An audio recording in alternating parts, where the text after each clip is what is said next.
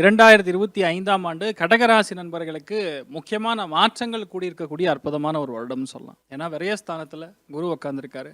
நீங்கள் இடம் மாற்றிடணும். ஃபஸ்ட்டு விஷயம் இருக்கிற இடம் மாறணும், இல்லை வீடு மாறணும், இல்லை நகரமே மாறலாம், இல்லை நாடே மாறிடலாம். அதுதான் பெட்டர். ஏன்னா அஷ்டம சனியுடைய தாக்கத்துலேருந்து முழுக்க முழுக்க வெளியே வரக்கூடிய அற்புதமான ஒரு தருணம். அஷ்டம சனியில் இந்த பிரச்சனை அந்த பிரச்சனை இல்லை, இதெல்லாம் ஒரு விஷயம். ஆனால் அதுலேயும் கூட கஷ்டப்படக்கூடிய பல அவமானங்கள் சந்திச்சிருக்கக்கூடிய, வீட்லேயும் சரி வெளியும் சரி எந்த இடத்துலையும் மரியாதை இருக்காது, யாரையுமே மதிச்சிருக்க கூட மாட்டாங்க. அந்தளவுக்கு ஒரு மோசமான நிலைமைகளில் கடகராசி நபர்கள் இருப்பீங்க. ஆனால் இந்த ஒரு தருணத்தில் ரொம்ப முக்கியமாக பார்த்துக்க வேண்டியது உங்களுடைய ஹெல்த் அப்படிங்கிறது ரொம்ப முக்கியம். ரெண்டாவது, வீட்டில் பெரியவங்களுடைய ஹெல்த்து, வண்டி வாகனங்கள் போகும்போது கவனமாக இருக்கணும். ஒரு சில பேருக்கு குடும்பத்தில் தேவையில்லாத சலசலப்பு, தேவையில்லாத சண்டைகள், இதெல்லாம் நினைக்கிறேன். ராகு கேதுக்கான ஸ்தானங்கள் அந்தளவுக்கு கரெக்டாக அமையல. சனி கிளம்பி விரயஸ்தானத்துக்கு போகிறார் காலபுருஷனுக்கு. ஆனால் உங்களுடைய ராசி லக்னத்துக்கு பார்க்கும்போது முக்கியமான மாற்றங்கள் கண்டிப்பாக இருக்கும். ஆனால் முடிஞ்ச அளவுக்கு டோர் லாக்ல இருக்கணும். நீங்கள் ஏதாவது ஓப்பன் பண்ணி பேச ஆரம்பிச்சிங்கன்னா அது வேற மாதிரி போகும். ஏன்னா கேத்து அந்த இடத்துல உட்காரும்படுத்து வாயிலிருந்து வரக்கூடிய வார்த்தைகள் மற்றவங்கள ஊசி மாதிரி குடும்பத்தை பிளவு பண்ணக்கூடிய வாய்ப்புகள் நிறைய இருக்கு. அதனால் அதை மட்டும் பார்த்துக்கணும்.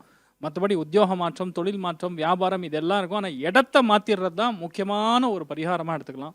ஒரு தடவை முடியும் பொழுது உடுப்பி ஸ்ரீகிருஷ்ணனுடைய இடத்திற்கு சென்று வருவது மிகப்பெரிய மாற்றங்கள் கொடுக்கும். கடகத்தை பொறுத்த வரைக்கும் பெரிய ஒரு ஆரோக்கியம், பெரிய ஒரு பாதிப்புன்னு சொல்றதோட உங்க ஹெல்த்தை நீங்க பார்த்துக்கூடிய ஒரு தருணமாக இருக்கப்படுது. கடகராசி நண்பர்களுக்கு பார்த்தீங்கன்னா, இந்த வருஷத்தை வீடு கட்டிட்டு இருக்கிறது, இடம் வாங்கினது, கஷ்டப்பட்டு நான் ரொம்ப சிரமப்பட்டு ஒவ்வொரு விஷயமா நடத்தினேன். கல்யாணம், அதே சமயத்தில் குழந்தை வரத்துக்காக பிரார்த்தனை பண்ணிட்டு இருக்கேன். இந்த மாதிரியெல்லாம் ஒவ்வொன்றாக எதிர்பார்த்த காரியங்கள்லாம் இப்போ நடந்துன்னு இருக்குது. அதே மாதிரி வரக்கூடிய 6வது மாதத்துக்கு மேலே, ஜூன் மாதத்துக்கு மேலே இன்னும் உங்களுக்கு ஓரளவுக்கு படிக்கட்டுகள் நல்ல முன்னேற்றங்களை காணக்கூடியதாக இருக்கும். நான் ரொம்ப பாதிக்கப்பட்ட மனசு சார், யாராவது ஏதாவது சொன்னால் ரொம்ப சென்சிட்டிவாக இருந்துட்டு இருக்கேன், மனசில் இருக்கக்கூடிய வருத்தங்கள் தான் இன்னுமே எனக்கு அப்படியே ட்ராவல் ஆகிட்டே இருக்குது அப்படின்னு சொன்னவங்களுக்கு கொஞ்சம் மாற்றங்கள் கிடைக்கிறதுக்கு உண்டான வாய்ப்புகள் அப்படிங்கிறது இருக்குது. ரொம்ப கவனமாக மற்றவர்கள்ட்ட பேசுறது நல்லது. மற்றவர்களுடைய பிரச்சனைகளில் கலந்து கொள்றதை தவிர்த்து கொள்வது நல்லது. இடமாற்றம் பண்ணும்போது 1க்கு 100 முறை சரியாக இருக்கான்னு பார்த்துட்டு இடமாற்றம் பண்ணுறதும், இடம் வாங்கும் பொழுதும் அதனுடைய பேப்பர்ஸ்லாம் ரொம்ப கரெக்டாக இருக்கான்னு பார்த்துக்கிறது ரொம்ப நல்ல பலன்களை கொடுக்கும்.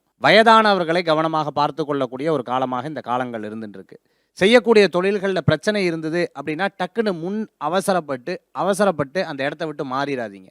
ரொம்ப கவனமாக இருந்து செயல்படுறது நல்லது. அதுக்கப்புறம் அந்த பிரச்சனைகள் தானாகவே சால்வ் ஆகக்கூடிய வாய்ப்புகள் நிறையா இருக்கும்.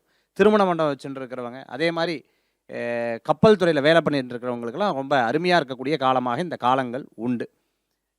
செல்வி நாப்ளே சொன்ன மாதிரி மருந்து மாத்திரை யூடியூப்பில் பார்த்து சாப்பிட்ற வேண்டாம். அது பின்னாடி பெரிய ஆபத்துகளை கொடுக்கக்கூடிய வாய்ப்புகளை ஏற்படுத்தி கொடுக்கும். சின்ன சின்ன பிரச்சனைகளை பார்த்து சரி பண்ணுவீங்க. கண்டிப்பாக அது ஒரு நல்ல முன்னேற்றங்களுக்கு, யாரெல்லாம் உங்களை கிண்டல் கேலி பண்ணாங்களோ அவங்க முன்னாடி ஜெயித்து காண்பிக்கக்கூடிய ஒரு அற்புதமான காலமாக இந்த காலங்கள் கண்டிப்பாக கடகராசி அன்பர்களுக்கு ஏற்படுத்தி கொடுக்கும்.